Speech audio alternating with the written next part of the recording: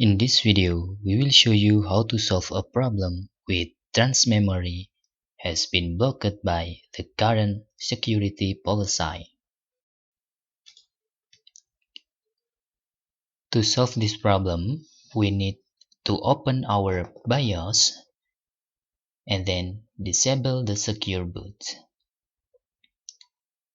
You can go to boot menu on your devices, but if grayed out or cannot editable, you can go to your security and create supervisor password or administrator password.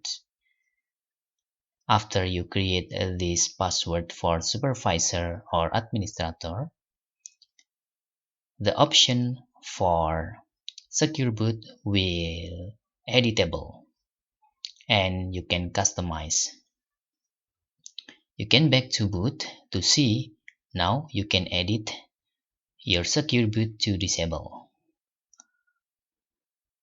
After this, you can save the configuration by pressing F10.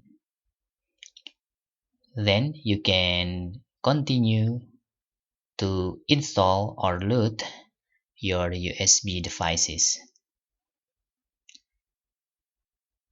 This case is very helpful when you want to install some operating system like Windows 11, but your USB need to disable the secure boot.